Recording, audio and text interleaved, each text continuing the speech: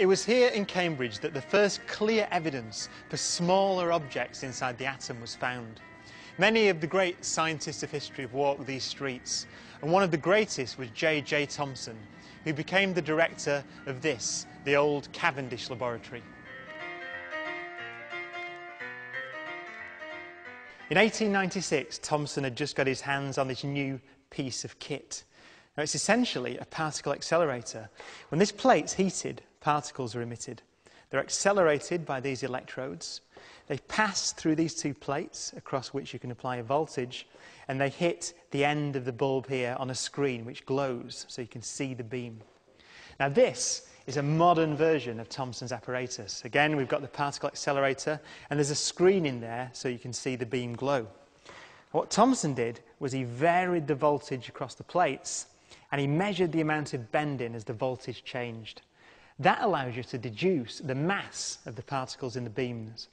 Now, the lightest known particle in Thomson's day was the hydrogen atom. But Thomson found from these measurements that the particles in this beam are almost 2,000 times lighter than hydrogen atoms. Thomson had discovered the first subatomic particle, the electron. The electron owes its practical utility to its smallness. It might apparently Shakespeare say, "My use is great because I am so small."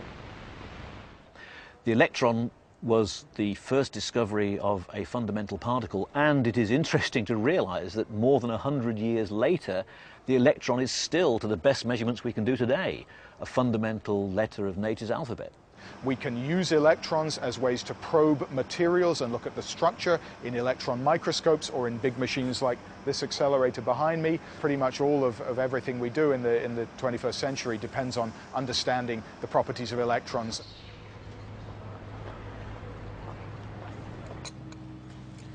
Thomson had discovered that the atom is not the fundamental building block of matter.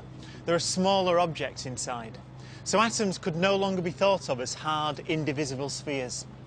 But how do the electrons fit inside the atom? Thomson suggested that the atom was something like this muffin, with the negatively charged electrons embedded in a positive body. It would be a student of Thomson's that proved him wrong.